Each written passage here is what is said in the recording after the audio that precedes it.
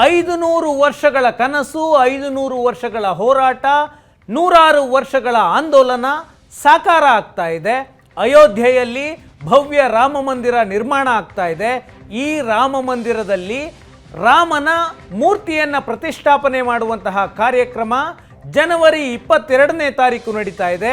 ಈ ಕಾರ್ಯಕ್ರಮಕ್ಕೆ ದೇಶಾದ್ಯಂತ ಹಲವು ಗಣ್ಯರನ್ನು, ಬೇರೆ ಬೇರೆ ವಲಯದ ಗಣ್ಯರನ್ನು ಆಹ್ವಾನ ಮಾಡಲಾಗಿದೆ, ಸಾಧು ಸಂತರನ್ನು ಕರೆಯಲಾಗಿದೆ. ಈ ಕಾರ್ಯಕ್ರಮಕ್ಕೆ ರಾಜಕೀಯ ನಾಯಕರಿಗೂ ಕೂಡ ಆಹ್ವಾನವನ್ನು ಕೊಡಲಾಗಿದೆ. ಬಿಜೆಪಿಯ ನಾಯಕರಿಗೂ ಕೊಡಲಾಗಿದೆ, ಕಾಂಗ್ರೆಸ್ನ ನಾಯಕರಿಗೂ ಕೊಡಲಾಗಿದೆ ಮತ್ತು INDIA ಮೈತ್ರಿಕೂಟದ ನಾಯಕರಿಗೂ ಕೂಡ ಆಮಂತ್ರಣವನ್ನು ಕೊಡಲಾಗಿದೆ. ಆದರೆ ಈ ಕಾರ್ಯಕ್ರಮಕ್ಕೆ ಸೋನಿಯಾ ಗಾಂಧಿ ಅವರಿಗೂ ಕೂಡ ಆಹ್ವಾನವನ್ನು ಕೊಡಲಾಗಿದೆ. ಕಾಂಗ್ರೆಸ್ನ ಅಧ್ಯಕ್ಷ ಮಲ್ಲಿಕಾರ್ಜುನ ಖರ್ಗೆ ಅವರಿಗೂ ಕೂಡ ಶ್ರೀರಾಮನ ಪ್ರತಿಷ್ಠಾಪನಾ ಕಾರ್ಯಕ್ರಮಕ್ಕೆ ಆಹ್ವಾನವನ್ನು ಕೊಡಲಾಗಿದೆ. ಹಾಗಾದರೆ ಶ್ರೀರಾಮನ ಪ್ರತಿಷ್ಠಾಪನಾ ಕಾರ್ಯಕ್ರಮಕ್ಕೆ ಸೋನಿಯಾ ಗಾಂಧಿ ಬರ್ತಾರೆ ಅಂತ ಕಾಂಗ್ರೆಸ್ನ ಹಿರಿಯ ನಾಯಕರೊಬ್ಬರು ಹೇಳಿಕೆಯನ್ನು ಕೊಟ್ಟಿದ್ದಾರೆ. ಶ್ರೀರಾಮನ ಪ್ರತಿಷ್ಠಾಪನಾ ಕಾರ್ಯಕ್ರಮಕ್ಕೆ ಬರುವಂತೆ ಖರ್ಗೆ ಮತ್ತು ಸೋನಿಯಾ ಗಾಂಧಿಗೆ ಆಮಂತ್ರಣವನ್ನು ಕೊಡಲಾಗಿದೆ. INDIA ಮೈತ್ರಿಕೂಟದ ಹಲವು ನಾಯಕರಿಗೆ ಆಮಂತ್ರಣ ಹೋಗಿದೆ. ಜನವರಿ 22ರ ಅಯೋಧ್ಯೆ ಕಾರ್ಯಕ್ರಮದಲ್ಲಿ ಸೋನಿಯಾ ಗಾಂಧಿ ಭಾಗಿಯಾಗ್ತಾರೆ. ಅಯೋಧ್ಯೆಯ ವಿಷಯದಲ್ಲಿ ಸೋನಿಯಾ ಗಾಂಧಿ ಧನಾತ್ಮಕವಾಗಿದ್ದಾರೆ ಅಂತ ಕಾಂಗ್ರೆಸ್ನ ನಾಯಕರೊಬ್ಬರು ಹೇಳಿಕೆಯನ್ನು ಕೊಟ್ಟಿದ್ದಾರೆ. ಹಾಗಾದ್ರೆ ಕಾಂಗ್ರೆಸ್ನ ನಾಯಕರು ಅಯೋಧ್ಯೆಯ ಕಾರ್ಯಕ್ರಮಕ್ಕೆ ಬರ್ತಾರಾ ಅಂತ?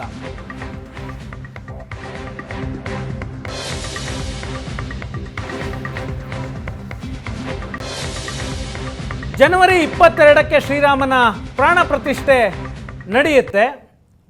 ಅಯೋಧ್ಯೆಯ ರಾಮ ಜನ್ಮಭೂಮಿಯ ಹೋರಾಟ ಮುಗಿದಿದೆ, ಆಂದೋಲನ ಮುಗಿದಿದೆ, ಎಲ್ಲವೂ ಮುಗಿದಾಯಿತು. ಈಗ ಅಯೋಧ್ಯೆಯಲ್ಲಿ ಭವ್ಯ ರಾಮ ಮಂದಿರ ನಿರ್ಮಾಣ ಆಗ್ತಾ ಇದೆ. ಜನವರಿ 22ಕ್ಕೆ ರಾಮ ಮಂದಿರದಲ್ಲಿ ರಾಮಲಲ್ಲಾನ ಮೂರ್ತಿಯನ್ನು ಪ್ರಾಣ ಪ್ರತಿಷ್ಠೆ ಮಾಡಲಾಗುತ್ತೆ, ರಾಮನ ವಿಗ್ರಹವನ್ನು ಪ್ರತಿಷ್ಠಾಪನೆ ಮಾಡಲಾಗುತ್ತೆ.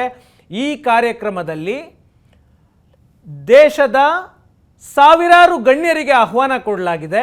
ರಾಜಕೀಯ ಗಣ್ಯರು, ಸಾಧು ಸಂತರು, ಬೇರೆ ಬೇರೆ ವಲಯದಲ್ಲಿ ಹೆಸರು ಮಾಡಿರುವಂತಹ ಅನೇಕರಿಗೆ ಆಮಂತ್ರಣ ಕೊಡಲಾಗಿದೆ. ಪ್ರಧಾನಿ ನರೇಂದ್ರ ಮೋದಿ ಸೇರಿದಂತೆ ಸಾವಿರಾರು ಗಣ್ಯರು ಅವತ್ತು ಕಾರ್ಯಕ್ರಮದಲ್ಲಿ ಭಾಗಿಯಾಗ್ತಾರೆ. ಶ್ರೀರಾಮನ ಲಕ್ಷಾಂತರ ಭಕ್ತರು ಅವತ್ತು ಅಯೋಧ್ಯೆಯಲ್ಲಿ ಸೇರುವಂತಹ ಸಾಧ್ಯತೆ ಇದೆ. ಈ ಸಂದರ್ಭದಲ್ಲಿ ಸೋನಿಯಾ ಗಾಂಧಿ ಅವರಿಗೂ ಕೂಡ ಆಹ್ವಾನವನ್ನು ಕೊಟ್ಟಿರೋದು ಆಶ್ಚರ್ಯಕ್ಕೆ ಕಾರಣ ಆಗಿದೆ. ಸೋನಿಯಾ ಗಾಂಧಿ ಮತ್ತು ಮಲ್ಲಿಕಾರ್ಜುನ ಖರ್ಗೆ ಅವರಿಗೆ ಆಹ್ವಾನ ಕೊಟ್ಟಿದೆ ರಾಮ ಜನ್ಮಭೂಮಿ ಟ್ರಸ್ಟ್. ಇಬ್ಬರೂ ನಾಯಕರಿಗೆ ಆಹ್ವಾನ ಕೊಟ್ಟಿದೆ, ಸೋನಿಯಾ ಗಾಂಧಿ ಮತ್ತು ಮಲ್ಲಿಕಾರ್ಜುನ ಖರ್ಗೆ ಅವರಿಗೆ. ಜೊತೆಗೆ ಲೋಕಸಭೆಯ ವಿಪಕ್ಷ ನಾಯಕ ಅಧೀರ್ ರಂಜನ್ ಚೌಧರಿ ಅವರಿಗೂ ಕೂಡ ಆಹ್ವಾನವನ್ನು ಕೊಡಲಾಗಿದೆ. ಕಾಂಗ್ರೆಸ್ನ 3 ಹಿರಿಯ ನಾಯಕರಿಗೆ ರಾಮ ಜನ್ಮಭೂಮಿ ಮಂದಿರ ನಿರ್ಮಾಣ ಟ್ರಸ್ಟ್ನಿಂದ ಆಹ್ವಾನ ಹೋಗಿದೆ. ಮಂದಿರ ನಿರ್ಮಾಣದ ಸಮಿತಿಯ ಅಧ್ಯಕ್ಷ ನೃಪೇಂದ್ರ ಮಿಶ್ರಾ ಅವರೇ ಆಹ್ವಾನ ಕೊಟ್ಟಿದ್ದಾರೆ ಅನ್ನುವಂತಹ ಮಾಹಿತಿ ಇದೆ. ಹಾಗಾದರೆ ಜನವರಿ 22ರ ಕಾರ್ಯಕ್ರಮಕ್ಕೆ ಸೋನಿಯಾ ಗಾಂಧಿ ಹೋಗ್ತಾರಾ ಅಂತ? ದಿಗ್ವಿಜಯ್ ಸಿಂಗ್, ಕಾಂಗ್ರೆಸ್ನ ಹಿರಿಯ ನಾಯಕ, ಮಧ್ಯಪ್ರದೇಶದ ಮಾಜಿ ಮುಖ್ಯಮಂತ್ರಿ ಈ ವಿಷಯವಾಗಿ ಮಾತನಾಡಿದ್ರು. ಸ್ವತಃ ತನ್ನನ್ನು ತಾವು ರಾಮನ ಭಕ್ತ ಅಂತ ಹೇಳ್ಕೊಳ್ತಾರೆ. ಹೇಗೆ ಅಡ್ವಾಣಿ ಮತ್ತು ಮುರಳಿ ಮನೋಹರ್ ಜೋಶಿ ಶ್ರೀರಾಮನ ಭಕ್ತರೋ ಹಾಗೆ ನಾನೂ ಕೂಡ ಶ್ರೀರಾಮನ ಭಕ್ತ ಅಂತ ದಿಗ್ವಿಜಯ್ ಸಿಂಗ್ ಹೇಳ್ಕೊಳ್ತಾರೆ. ಅವರು ಇವತ್ತು ಮಾತನಾಡಿದ್ರು, ದೆಹಲಿಯಲ್ಲಿ ಪಾರ್ಲಿಮೆಂಟ್ನ ಮುಂದೆ ನಿಂತು ಮಾತನಾಡಿದ್ರು. ಅಯೋಧ್ಯ ಟ್ರಸ್ಟ್ ಯಾವುದೇ ಪಕ್ಷಕ್ಕೆ ಸೇರಿದಂತಹ ಟ್ರಸ್ಟ್ ಅಲ್ಲ, ಸರ್ಕಾರದಿಂದ ದೇವಸ್ಥಾನವನ್ನು ಸ್ಥಾಪನೆ ಮಾಡಲಾಗ್ತಾ ಇದೆ. ಮಂದಿರದ ಕಾರ್ಯಕ್ರಮಕ್ಕೆ ಹೋಗುವುದರಿಂದ ಏನು ತೊಂದರೆ? ಸರ್ಕಾರದಿಂದ ಈ ಮಂದಿರವನ್ನು ನಿರ್ಮಾಣ ಮಾಡಲಾಗ್ತಾ ಇಲ್ಲ, ಕ್ರೌಡ್ ಫಂಡಿಂಗ್ ಮೂಲಕ ಮಾಡಲಾಗ್ತಾ ಇದೆ. ಶ್ರೀರಾಮನ ಭಕ್ತರು ಇದುವರೆಗೆ 3,500 ಕೋಟಿಗೂ ಹೆಚ್ಚು ಹಣವನ್ನು ದಾನ ಮಾಡಿದ್ದಾರೆ. ಆ ಹಣದಿಂದ ನಿರ್ಮಾಣ ಆಗ್ತಾ ಇದೆ. ದಿಗ್ವಿಜಯ್ ಸಿಂಗ್ ಇದನ್ನು ಸರ್ಕಾರದ ಹಣದಿಂದ ಕಟ್ಟುತ್ತಿರುವಂತಹ ದೇವಸ್ಥಾನ ಅಂತ ಹೇಳಿದ್ರು. ಅದಲ್ಲ, ಈ ಸರ್ಕಾರದಿಂದ ಸ್ಥಾಪನೆ ಮಾಡಲಾಗ್ತಿರುವಂತಹ ದೇಗುಲ ಅಂತ ದಿಗ್ವಿಜಯ್ ಸಿಂಗ್ ಹೇಳ್ತಾರೆ. ಈ ಕಾರ್ಯಕ್ರಮಕ್ಕೆ ಹೋಗುವುದರಿಂದ ಏನು ತೊಂದರೆ? ಕಾಂಗ್ರೆಸ್ ನಾಯಕರಿಗೆ ಈ ವಿಷಯದಲ್ಲಿ ಯಾವುದೇ ತೊಂದರೆ ಇಲ್ಲ. ಸೋನಿಯಾ ಗಾಂಧಿ ಕಾರ್ಯಕ್ರಮಕ್ಕೆ ಹೋಗ್ತಾರಾ ಅಂತ ಪತ್ರಕರ್ತರು ಪ್ರಶ್ನೆ ಮಾಡ್ತಾರೆ. ಈ ವಿಷಯದಲ್ಲಿ ಸೋನಿಯಾ ಗಾಂಧಿ ಬಹಳ ಧನಾತ್ಮಕವಾಗಿದ್ದಾರೆ. ಈ ಮಾತನ್ನು ದಿಗ್ವಿಜಯ್ ಸಿಂಗ್ ಹೇಳ್ತಾರೆ. ಆಮಂತ್ರಣ ಸಿಕ್ಕಿದೆ, ಸೋನಿಯಾ ಗಾಂಧಿ ಅಯೋಧ್ಯೆಗೆ ಹೋಗ್ತಾರೆ. ಒಂದು ವೇಳೆ ಸೋನಿಯಾ ಗಾಂಧಿ ಹೋಗಲಾಗದೇ ಇದ್ದರೆ ನಮ್ಮ ಪಕ್ಷದ ನಿಯೋಗ ಹೋಗಲಿದೆ. ಇದು ದಿಗ್ವಿಜಯ್ ಸಿಂಗ್, ಕಾಂಗ್ರೆಸ್ನ ಹಿರಿಯ ನಾಯಕ, ಮಧ್ಯಪ್ರದೇಶದ ಮಾಜಿ ಮುಖ್ಯಮಂತ್ರಿ, ಹೈಕಮಾಂಡ್ ಮಟ್ಟದಲ್ಲಿ ಗುರುತಿಸಿಕೊಂಡಿರುವಂತಹ ಪ್ರಮುಖ ನಾಯಕರ ಹೇಳಿಕೆ. ಹಾಗಾಗಿ ಅಯೋಧ್ಯೆಯ ವಿಷಯದಲ್ಲಿ ಕಾಂಗ್ರೆಸ್ ನಿರಂತರವಾಗಿ ಅಂತರವನ್ನು ಕಾಯ್ದುಕೊಂಡು ಬಂದಿದೆ. 1992ರ ಮಸೀದಿ ಧ್ವಂಸದ ನಂತರ ಈವರೆಗೂ ಕೂಡ ಅಯೋಧ್ಯೆಯ ವಿಷಯವಾಗಿ 1992ರ ನಂತರ ಕಾಂಗ್ರೆಸ್ನ ನಾಯಕರು ಯಾವುದೇ ರೀತಿಯ ನಿಲುವನ್ನು ವ್ಯಕ್ತಪಡಿಸಿಲ್ಲ. ಅದರಲ್ಲೂ ಸೋನಿಯಾ ಗಾಂಧಿ, ರಾಹುಲ್ ಗಾಂಧಿಯಂತಹ ನಾಯಕರು ಈ ವಿಷಯದಲ್ಲಿ ಮಾತನಾಡೋದು ಇಲ್ಲ. ಈಗ ಸೋನಿಯಾ ಗಾಂಧಿ ಈ ಕಾರ್ಯಕ್ರಮಕ್ಕೆ ಬರ್ತಾರೆ ಅಂತ ಹೇಳಿದ್ದಾರೆ. ಅದು ಎಷ್ಟರ ಮಟ್ಟಿಗೆ ಕಾಂಗ್ರೆಸ್ನಲ್ಲಿ ನಿರ್ಧಾರ ಆಗಿದೆಯೋ ಇಲ್ಲವೋ ಗೊತ್ತಿಲ್ಲ. ಆದರೆ ದಿಗ್ವಿಜಯ್ ಸಿಂಗ್ ಅಂತೂ ಹೇಳ್ತಾರೆ, ಕಾಂಗ್ರೆಸ್ನಿಂದ ಒಂದು ನಿಯೋಗ ಹೋಗುತ್ತೆ, ಸೋನಿಯಾ ಗಾಂಧಿ ಹೋಗ್ತಾರೆ, ಹೋಗಲಿಲ್ಲ ಅಂದರೆ ನಮ್ಮ ನಿಯೋಗ ಅಂತೂ, ನಮ್ಮ ಪ್ರತಿನಿಧಿಗಳಂತೂ ಕಾರ್ಯಕ್ರಮಕ್ಕೆ ಹೋಗ್ತಾರೆ ಅಂತ.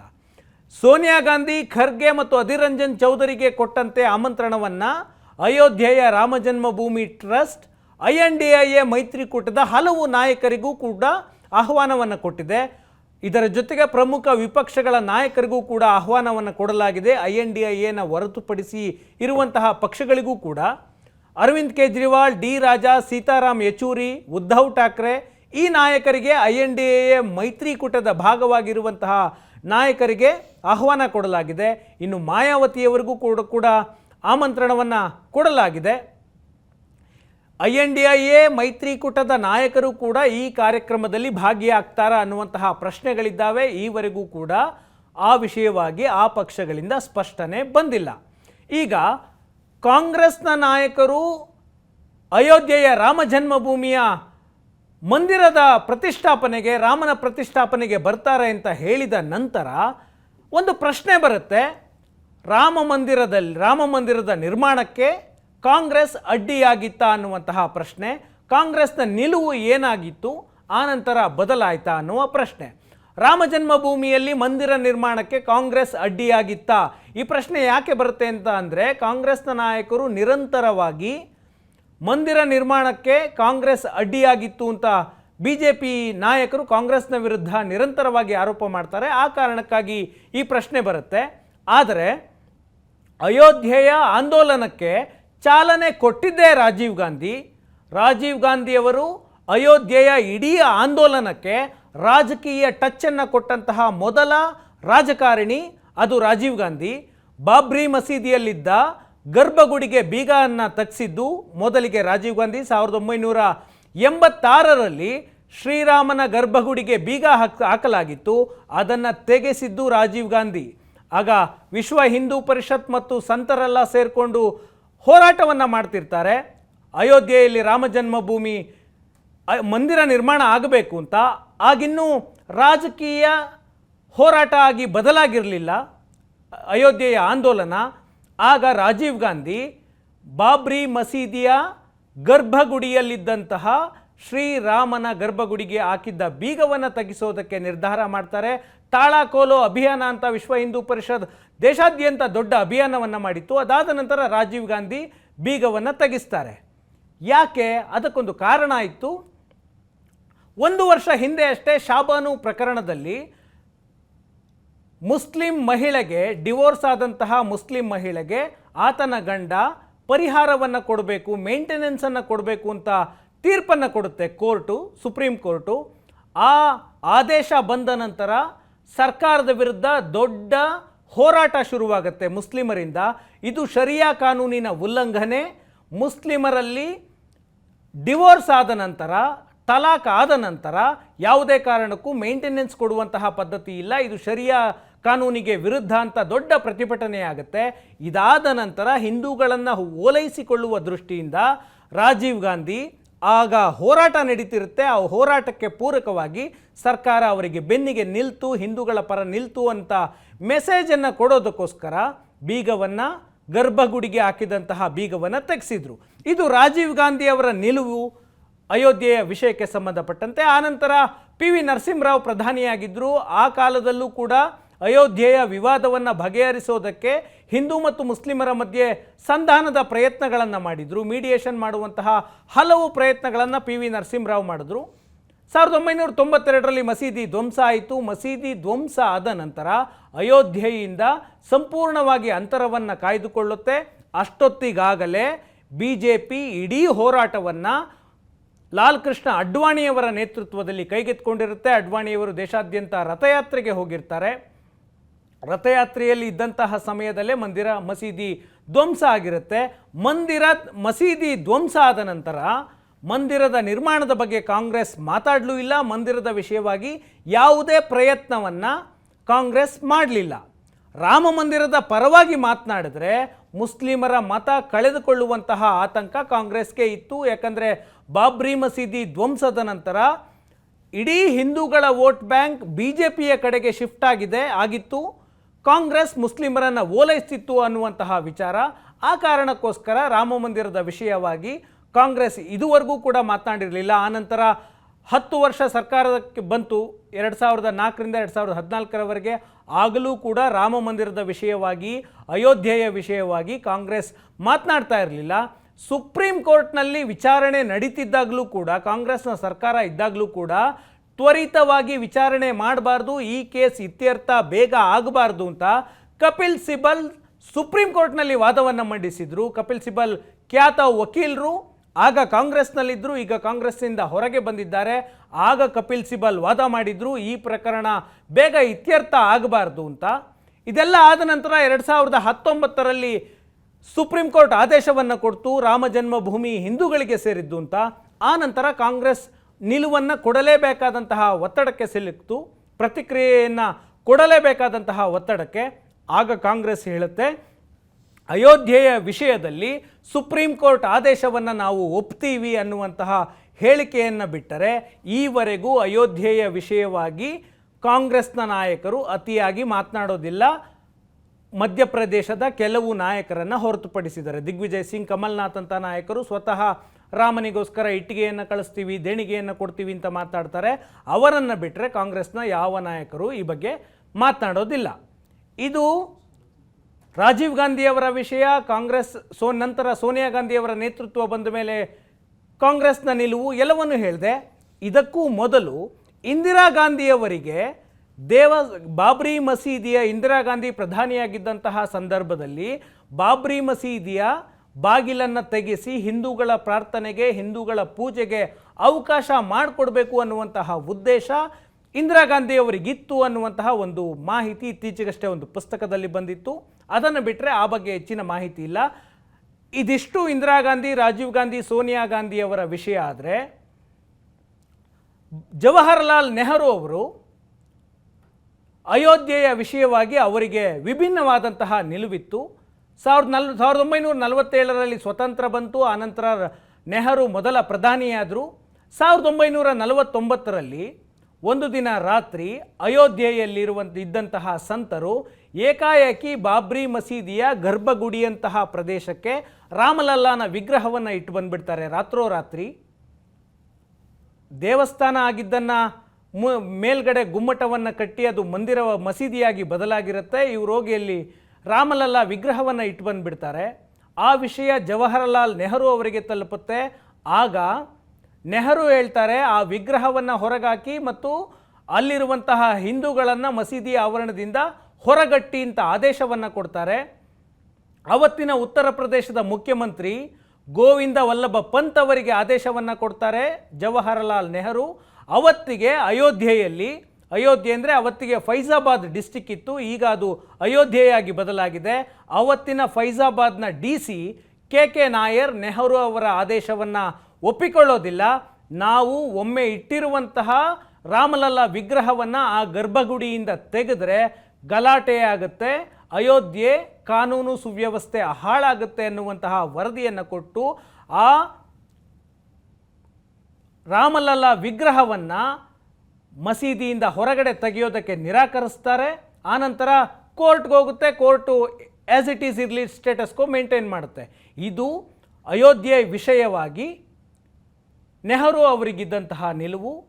ಇದೇ ರೀತಿ ಗುಜರಾತ್ನ ಸೋಮನಾಥ ಮಂದಿರದ ವಿಷಯವಾಗಿಯೂ ಕೂಡ ನೆಹರು ಅವರದ್ದು ವಿರುದ್ಧ ಅಭಿಪ್ರಾಯ ಇತ್ತು. ಸೋಮನಾಥ ಮಂದಿರ 800 ವರ್ಷಗಳಿಂದ ಪುನರುತ್ಥಾನ ಆಗಿರಲಿಲ್ಲ, ಪುನರುಜ್ಜೀವನ ಆಗಿರಲಿಲ್ಲ, ಹಾಳಾಗಿತ್ತು. ಆ ದೇವಸ್ಥಾನವನ್ನು ಕೇಂದ್ರ ಸರ್ಕಾರ ಮತ್ತು ಒಂದಷ್ಟು ಸಂಘಟನೆಗಳ ಹಣದಿಂದ ಮತ್ತೆ ಪುನರುಜ್ಜೀವನಗೊಳಿಸಲಾಯಿತು. ಸರ್ಕಾರದ ದುಡ್ಡಿನಲ್ಲಿ ಸೋಮನಾಥ ಮಂದಿರವನ್ನು ಕಟ್ಟೋದು ಬೇಡ ಅಂತ ವಿರೋಧವನ್ನು ವ್ಯಕ್ತಪಡಿಸಿದ್ರು. ಬಹಿರಂಗವಾಗಿ ಸರ್ಕಾರಿ ಆಕಾಶವಾಣಿಯಲ್ಲಿ ಈ ವಿಷಯವಾಗಿ ನನಗೆ ವಿರೋಧ ಇದೆ, ಸರ್ಕಾರದ ದುಡ್ಡನ್ನು ದೇವಸ್ಥಾನ ಕಟ್ಟೋದಕ್ಕೆ ಬಳಸಬಾರ್ದು ಅಂತ ವಿರೋಧ ವ್ಯಕ್ತಪಡಿಸಿದ್ರು. ಇದರ ಜೊತೆಗೆ ಬಾಬು ರಾಜೇಂದ್ರ ಪ್ರಸಾದ್ ಅವರನ್ನು ದೇವಸ್ಥಾನದ ಉದ್ಘಾಟನೆಗೆ ಹೋಗಬೇಡಿ ಅಂತ ಒತ್ತಾಯಿಸ್ತಾರೆ. ಆದರೆ ನೆಹರು ಮಾತನ್ನು ಕೇಳದಂತಹ ರಾಜೇಂದ್ರ ಪ್ರಸಾದ್ ಸೋಮನಾಥ ದೇಗುಲದ ಉದ್ಘಾಟನೆಗೆ ಹೋಗ್ತಾರೆ. ಇದು ನೆಹರು ಅವರಿಗೆ ಹಿಂದೂ ದೇಗುಲಗಳ ಮೇಲೆ ಇದ್ದಂತಹ ನಿಲುವು. ನೆಹರು ಅವರಿಗೆ ಒಂದು ಮಹದಾಸೆ ಇತ್ತು, ಇಡೀ ಜಗತ್ತಿಗೆ ತಾನೊಬ್ಬ ಜಾತ್ಯತೀತ ನಾಯಕ ಅನ್ನಿಸಿಕೊಳ್ಳಬೇಕು ಅನ್ನುವಂತಹ ಮಹದಾಸೆ. ಅದೇ ಕಾರಣಕ್ಕೋಸ್ಕರ ಅವರು ಹಿಂದೂ ಐಡೆಂಟಿಟಿಯ ವಿಷಯವಾಗಿ, ಹಿಂದೂ ದೇಗುಲಗಳ ವಿಷಯವಾಗಿ ವಿರೋಧಾಭಾಸವನ್ನು ಇಟ್ಟುಕೊಂಡಿದ್ದರು. ಇದು ಕಾಂಗ್ರೆಸ್ನ ನಿಲುವು ಅಯೋಧ್ಯೆ ಮತ್ತು ಸೋಮನಾಥ ದೇಗುಲಕ್ಕೆ ಸಂಬಂಧಪಟ್ಟಂತೆ.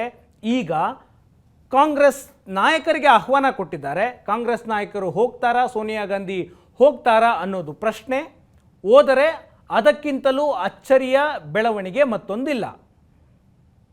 ಇದಾದ ನಂತರ ಇದು ಸೋನಿಯಾ ಗಾಂಧಿ ಕಾಂಗ್ರೆಸ್ಗೆ ಸಂಬಂಧಪಟ್ಟಂತಹ ವಿಷಯ. ಇನ್ನು ರಾಮ ಮಂದಿರದ ಹೋರಾಟಕ್ಕೆ, ರಾಮನ ಅಯೋಧ್ಯೆ ರಾಮ ಜನ್ಮಭೂಮಿಯ ಹೋರಾಟಕ್ಕೆ ಅಡ್ವಾಣಿ ಮತ್ತು ಮುರಳಿ ಮನೋಹರ್ ಜೋಶಿ ಅವರ ಕೊಡುಗೆ ದೊಡ್ಡದು. ಅಡ್ವಾಣಿ ಮತ್ತು ಮುರಳಿ ಮನೋಹರ್ ಜೋಶಿ ಇಬ್ಬರಿಗೂ ಕೂಡ ಆಹ್ವಾನವನ್ನು ಕೊಟ್ಟಿದೆ ರಾಮ ಜನ್ಮಭೂಮಿ ಟ್ರಸ್ಟಿಂದ. ಆಹ್ವಾನವನ್ನು ಕೊಟ್ಟು ನೀವು ಕಾರ್ಯಕ್ರಮಕ್ಕೆ ಬರಬೇಡಿ ಅಂತ ಹೇಳಿದ್ದಾರೆ. ಇಡೀ ರಾಮ ಜನ್ಮಭೂಮಿ ಆಂದೋಲನ ದೇಶಾದ್ಯಂತ ಹಬ್ಬಬೇಕಾದ್ರೆ ಸಣ್ಣ ಪುಟ್ಟ ಹೋರಾಟದ ಸ್ವರೂಪದಲ್ಲಿದ್ದ ಅಯೋಧ್ಯೆಗೆ ಮಾತ್ರ ಸೀಮಿತವಾಗಿದ್ದಂತಹ ಹೋರಾಟ ಇಡೀ ದೇಶವ್ಯಾಪಿ ವ್ಯಾಪಿಸೋದಕ್ಕೆ ಕಾರಣ ಒಬ್ಬ ವ್ಯಕ್ತಿ, ಅದು ಲಾಲ್ ಕೃಷ್ಣ ಅಡ್ವಾಣಿ. ರಥಯಾತ್ರೆಯ ಮೂಲಕ ಮನೆ ಮಠ ಬಿಟ್ಟು ವರ್ಷಗಟ್ಟಲೆ ಈ ಹೋರಾಟದಲ್ಲಿ ಭಾಗಿಯಾದರು. ಆ ವ್ಯಕ್ತಿಗೆ ಆಮಂತ್ರಣವನ್ನು ಕೊಟ್ಟು ಕಾರ್ಯಕ್ರಮಕ್ಕೆ ಬರಬೇಡಿ ಅಂತ ಟ್ರಸ್ಟಿನವರು ಮನವಿಯನ್ನು ಮಾಡಿಕೊಂಡಿದ್ದಾರೆ. ಆಮಂತ್ರಣ ಕೊಟ್ಟು ವಯಸ್ಸು ಮತ್ತು ಆರೋಗ್ಯದ ಕಾರಣದಿಂದಾಗಿ ನೀವು ಕಾರ್ಯಕ್ರಮಕ್ಕೆ ಬರುವುದು ಬೇಡ ಅಂತ ಚಂಪತ್ ರೈ ಟ್ರಸ್ಟ್ನ ಸದಸ್ಯರು ಚಂಪತ್ ರೈ ಹೇಳಿಕೆಯನ್ನು ಕೊಟ್ಟರು. ನಾವು ಆಮಂತ್ರಣವನ್ನು ಕೊಟ್ಟಿದ್ದೀವಿ, ಆದರೆ ಆರೋಗ್ಯದ ಕಾರಣದಿಂದಾಗಿ ಬರೋದು ಬೇಡ ಅಂತ. ಇವತ್ತು VHP ಅವರು ಮತ್ತೆ ಹೋಗಿ ಆಹ್ವಾನವನ್ನು ಕೊಟ್ಟಿದ್ದಾರೆ, ನೀವು ಬರಲೇಬೇಕು ಅಂತ, ಬರುವುದಕ್ಕೆ ಪ್ರಯತ್ನ ಮಾಡ್ತೀವಿ ಅಂತ ಲಾಲ್ ಕೃಷ್ಣ ಅಡ್ವಾಣಿ ಮತ್ತು ಮುರಳಿ ಮನೋಹರ್ ಜೋಶಿ ಮಾಹಿತಿಯನ್ನು ಕೊಟ್ಟಿದ್ದಾರೆ. ಅಯೋಧ್ಯೆಯ ಹೋರಾಟದಲ್ಲಿ ದೊಡ್ಡ ಪಾಲು ಲಾಲ್ ಕೃಷ್ಣ ಅಡ್ವಾಣಿಯವರದ್ದು, ಕಲ್ಯಾಣ್ ಸಿಂಗ್ ಅವರದ್ದು ಕೂಡ ದೊಡ್ಡ ಪಾತ್ರ ಇದೆ. ಅವರು ಈಗ ಇಲ್ಲ. ಈಗ ಇರುವಂತಹ ಇಬ್ಬರು ದೊಡ್ಡ ನಾಯಕರು ಅಡ್ವಾಣಿ ಮತ್ತು ಮುರಳಿ ಮನೋಹರ್ ಜೋಶಿ. ಅವರಿಗೆ ಆಹ್ವಾನ ಕೊಟ್ಟು ನೀವು ಕಾರ್ಯಕ್ರಮಕ್ಕೆ ಬರಬೇಡಿ ಅಂತ ಹೇಳಿ ಯಾವ ಪಕ್ಷದ ನಾಯಕರು ಅಯೋಧ್ಯೆ ಹೋರಾಟಕ್ಕೆ ವಿರುದ್ಧವಾಗಿದ್ದರೋ ಅಂತಹ ನಾಯಕರಿಗೆ ಆಹ್ವಾನ ಕೊಟ್ಟು ನೀವು ಬನ್ನಿ ಅಂತ ಹೇಳೋದು ಎಷ್ಟರ ಮಟ್ಟಿಗೆ ಅರ್ಥ ಗೊತ್ತಿಲ್ಲ.